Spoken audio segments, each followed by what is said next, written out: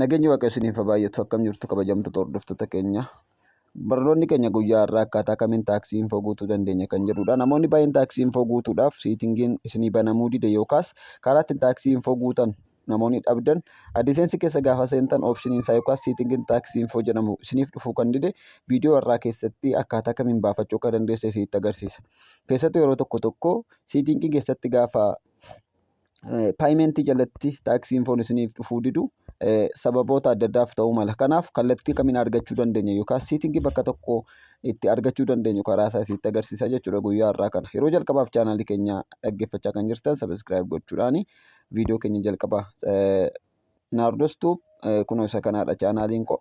Chaanaalii kana sabiskiraayib gochuudhaan viidiyoo kana hordofuu dandeessu jechuudha. Namoonni chaanaalii kanaaf haaraa taatan kallattiidhaan gara barnoomsa keenya guyyaa har'aattan isin dabarsa jechuudha. Viidiyoon xiqqoo dheerachuu waan maluufi kana caalaa dubbii keessan oolu.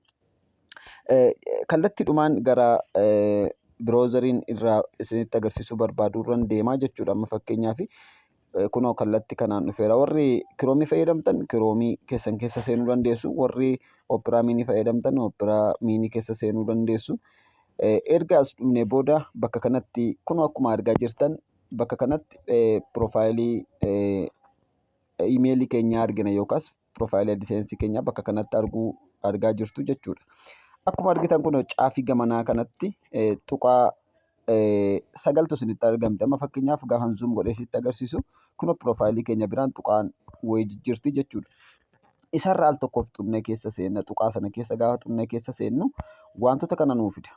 Wantoota kana baay'isee nuu fida. Nus kallattii ittiin siitingii kana argannudha kan isinitti agarsiisaa jiru waan ta'eef taaksii infoo guutuudhaaf deemaa jirra waan ta'eef maal goona? Akkaawuntis kan jettu isa jalqabarra jiru kanarra seennaa jechuudha. Akkaawuntis kan jettu kunoo bakka kanatti argaa jirtu bakka piroofaayiliin keenya jiru kanarra jechuudha. Al tokkootiif achirra xunnee keessa seennaa jechuudha. Piroofaayilii kan jettu kanarra al tokkoof xunnee gaafa keessa seennu siitingoota baay'ee nuu fida. Siitingoota nuu fidu kana kunoo persinaal jedha. Daataa indee piraayiveesii kan jedhu jira. Isaan kana achoofnee dhumarratti kunoo akkuma argaa jirtan payment and subscription kan jettu kan dhumarra jirti jechuudha. Ishee al tokkoof xunnee keessa seenna kan macarrashaa kanaa jechuudha. Erga achirra seennee booda wanti gochuu qabnu asii gaditti kunoo wantoota baay'eetu jiru. Manage payment methods, manage expense, manage storage, manage subscription fi wantoota baay'eetu jira jechuudha jala kanatti. Manaajii wantoota storage keenya bulchan, wantoota maallaqa keenya bulchan, wantoota adda addaatu jiru waan ta'eef achi keessaa nuti payimentii waan barbaadnuufi isa jalqabarra jiru kana al tokkoof xunnee seennaa jechuudha. Payimentii kan jiru jalqaba kanarra al tokkoof xunnee keessa seennaa jechuudha. Gaafa isa xunnu wantoota adda addaa nuu fida. Achi keessaa wanta filannee keessa seennuun isinitti agarsiisa jechuudha. Kunoo bifa kanaanii nuu fida. Egaa gaafa akkaataa kanaan nuu fidu siitingiin kun xiqqoo banamee hin jiru waan ta'eef maal gochuu qabnaa? Kunoo harka mirgaatti sarara sadii argaa jirtu jedhee yaada gara olii kanatti sararri xiqqoo wayii tokko isinitti argamti. Sarara isinitti argamtu kana bakka kana xunnee seennaa jechuudha. Gara olii kana. Al tokkoof gaafa xunnu kana nuu fida. Kana nuu fida. Erga nuu fidee ammas as keessaa maal goonaa? Seetingii kan jettu kana al tokkoof filannee keessa seenna. Seetingii kana keessa gaafa seennu gaafa moonii guunne maqaa nuti guunne guutummaatti tarreessee nuu fidaa jechuudha. Akkaataa kanaatiin tarreessee nuu fida. Egaa asitti waan barbaanne edit godhachuu dandeenya jechuudha. Maqaa barbaanne waan barbaanne edit godhachuu dandeenya waan ta'eef gara xumuraatti gadiin ofii isinitti agarsiisa jechuudha. Gara xumuraatti gadi oofeen isinitti agarsiisa. Amma fakkeenyaaf kan nuti guutuu barbaanne taaksii infoodha waan ta'eef kunoo United States taaksii info kan jettu jala kana jirti. Ishee al tokkoof nan tuqa. Ergasii booda ammas kunoo jala kanatti manage taaksii info kan jettu jirti. Ishee al tokkoof tuqeen keessa seenaa jechuudha. Ergan tuqee keessa seenee booda kunoo haala kanaan naa fida. Ergasii booda maalan godhaa? Add taaksii info kan jettu kanan tuqaa jechuudha. Xiqqoo yeroo waan hin qabuuf ariifadheen irra darbuu barbaada. Isa booda start form kan jettu kun jala kana jirti. Start form kan jettu jala kana jirti waan ta'eef start form kana keessa al tokkoof tuqeen seenaa jechuudha. Start form ergan seenee booda haala kanaan naa fida. Ergasii booda paaswoordii na gaafataa jechuudha. Paaswoordii itti guuttadhee bira darbaa. paaswoordii erga itti guuteen booda kallattiidhaan gara guutuuttan deemaa jechuudha.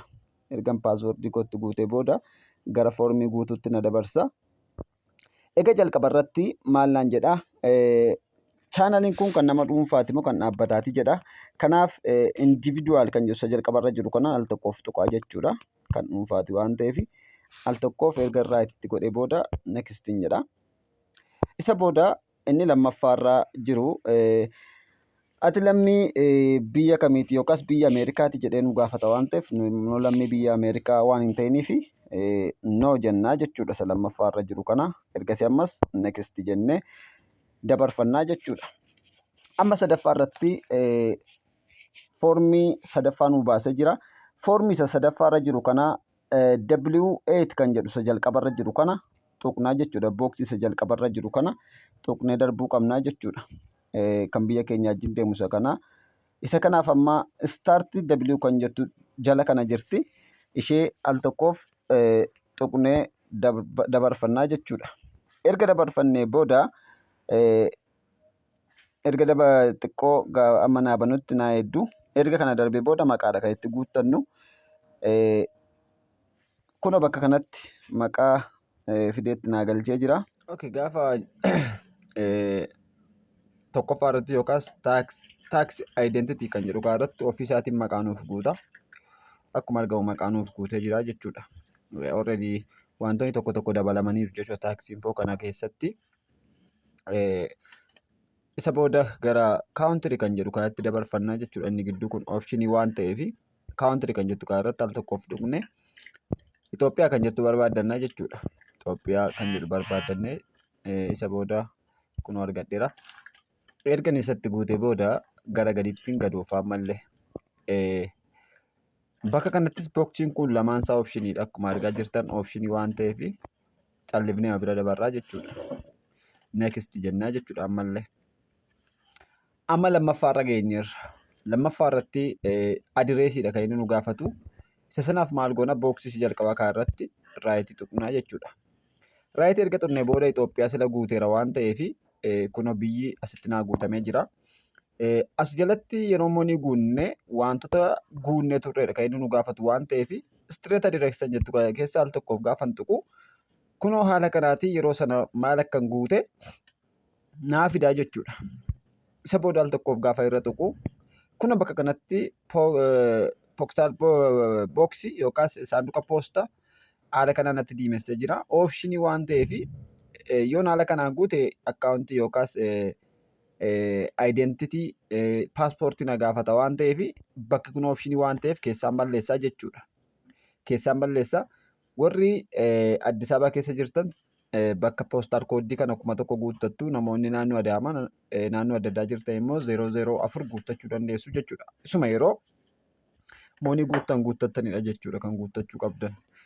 Kun jala kanattis akkuma argaa jirtan optioniin tokko jirti magaalaa jalatti jechuudha. Bakka qaqsi kana keessatti al tokkootiif raayitii ergan tuqee booda next kan jedhu kan tuqaa jechuudha. Amma sadaffaarra geera waan ta'eef sadaffaarratti wanta gaafatame erga itti guutee darbeen booda kunoo haala kanaatiin naaf tarreessee jira jechuudha. Amma sadaffaarratti dhufee no jedheen darbaa jechuudha. Sadaffaarratti ergan no tuqeen booda gara arfaffaatti darbaa jechuudha. Arfaffaarratti saartifikeeta keenya akkaataa kamiitiin akka konfirmii goonu yookaas akka fudhannuudha kan inni nu gaafatu waan ta'eef kun akkuma beekamu asirratti maqaa naaf kaayetu waa'ee dhimma gibiraa Ameerikaa keessatti kaffaltee turteettaa kan jedhu na gaafatee jira. Yes yoon jedhe optionii biraa naaf fida waan ta'eef no jedheen dabarfadha jechuudha. Ergasii booda saanduqa kana keessatti al tokkoof tuqeetan nextiin jedha. Erga next jedhee booda ammallee booksii kana keessa al tokkoof tuqeen darbaa jechuudha. Ergasii booda gara ja'affaatti na dabarsaa jechuudha. Ja'affaarratti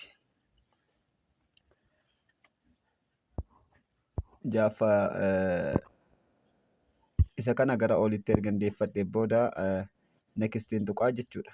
Next ergan tuqee booda Kun haala kanaatiin dookimentii koo naa fidaa jechuudha. Dookimentii koo bakka kanatti kan raayitiitti godhadhu jechuudha.